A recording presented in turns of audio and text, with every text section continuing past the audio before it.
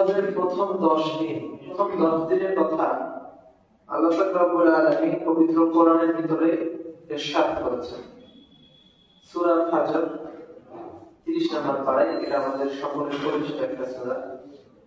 এই সূরা আল্লাহ পাক রব্বুল আলামিন বলেছেন ওয়াল ফাজর ওয়া লায়ালিন আশর। লায়ালিন মানে রাত, আর আশর মানে 10, তার মানে 10 রাতের কসম। এখানে 10 রাতের কসম করা হয়েছে। তাফসীর ইবনে কাসিরের ভিতরে এই বিষয়ে উল্লেখ করেছে। এই 10 রাতের ফজিলত, 10 দিনের ফজিলত কত বেশি আল্লাহর কাছে। ফাতহুল বারি, ফাতহুল বারি এটা হচ্ছে বুখারী শরীফের ব্যাখ্যা গ্রন্থ। হাদিসটা বুখারী শরীফের, তবে এটার ব্যাখ্যা গ্রন্থ ফাতহুল বারিতে বর্ণিত হয়েছে। দ্বিতীয় খণ্ডে 530 পৃষ্ঠার ভিতরে আছে। হযরত আব্দুল্লাহ ইবনে আব্বাস রাদিয়াল্লাহু তাআলা আনহু থেকে বর্ণিত, সাল্লাল্লাহু আলাইহি ওয়াসাল্লাম ইরশাদ করছেন, এই 10 দিনের ইবাদতের থেকে উত্তম ইবাদত আর কোন ইবাদতই হতে পারে না। সুবহানাল্লাহ। এই 10 দিনের ইবাদত সবথেকে উত্তম ইবাদত। সাহাবায়ে প্রশ্ন করলেন, ইয়া রাসূলুল্লাহ, জিহাদ মানে কি? আল্লাহ নবী বললেন, এই 10 দিনে ইবাদত করা হচ্ছে সবথেকে উত্তম। সাহাবায়ে কেরাম প্রশ্ন করলেন, ইয়া রাসূলুল্লাহ, জিহাদের থেকেও উত্তম? মানে জিহাদে যাওয়া একটা বড় ইবাদত, জিহাদে যাওয়া থেকেও কি উত্তম? যেখানে আমরা আমাদের জান মাল আল্লাহর রাস্তায় বিলিয়ে দিয়েছি, যেখানে আমরা মুহূর্তে শহীদ হয়ে যেতে পারি, আমাদের সর্বস্ব হারিয়ে ফেলতে পারি, এমন জিহাদের থেকেও কি উত্তম? আল্লাহ নবী বললেন, হ্যাঁ, জিহাদের থেকেও এই 10 দিনের ইবাদত আল্লাহর কাছে বেশি উত্তম। কত গুরুত্বপূর্ণ 10টা দিন, এতটাই ফজিলতপূর্ণ 10টা দিন।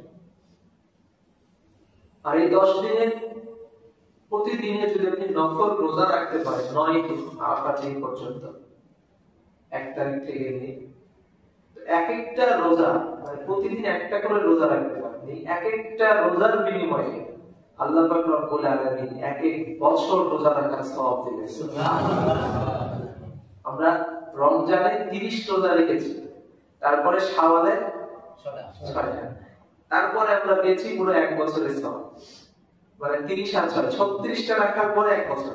আর এখানে একটা রাখবেন, একটার বিনিময়ে আল্লাহ 1 বছরের সওয়াব দিবেন। সুবহানাল্লাহ। এই 9টা রোজার ফজিলত কত বেশি, চিন্তা করতে পারছেন? তাহলে যদি 9টা রোজা রাখতে পারেন, তাহলে পুরো 9 বছর রোজা রাখার সওয়াব আল্লাহ দিবেন। সুবহানাল্লাহ।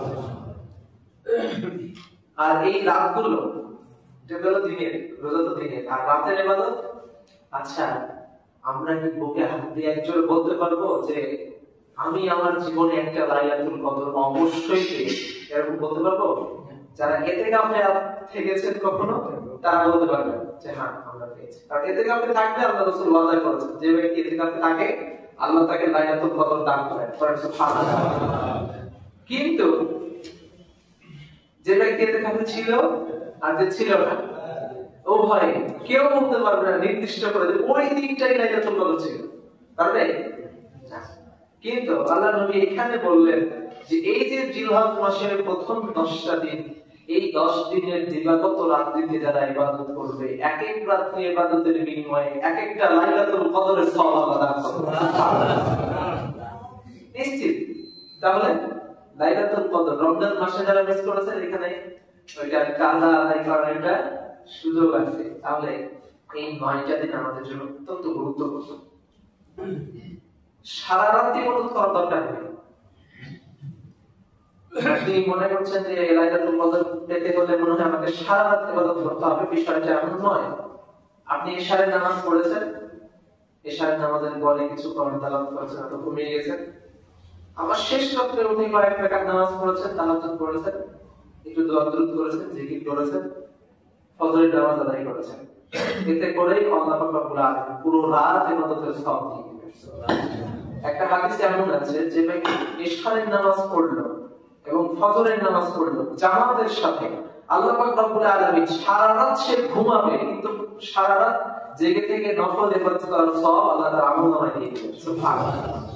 তাহলে এতটুকুর মধ্য দিয়েও কিন্তু আমরা পেতে পারি, যদি আমাদের নিয়ত ঠিক থাকে।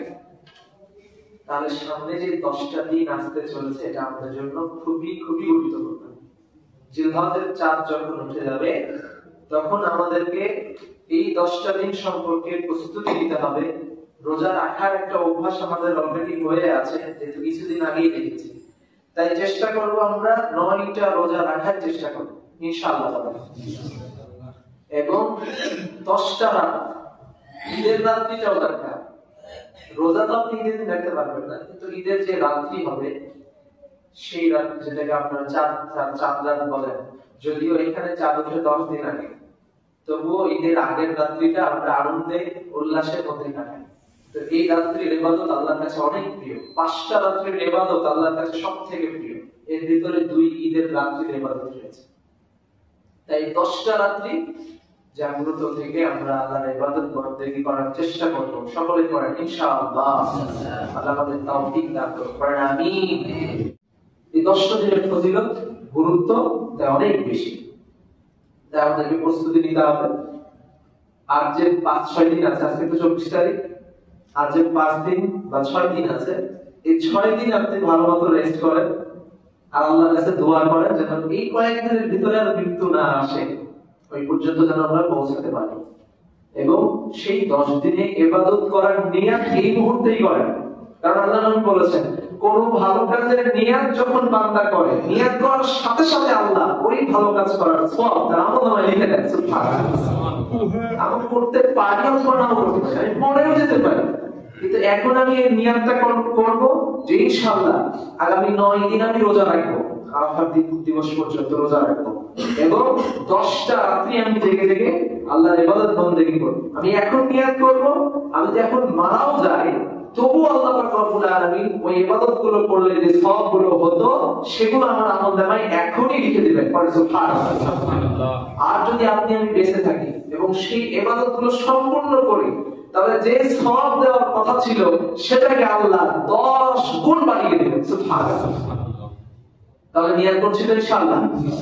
ইনশাআল্লাহ আল্লাহ আমাদের কবুল করুন, আমিন।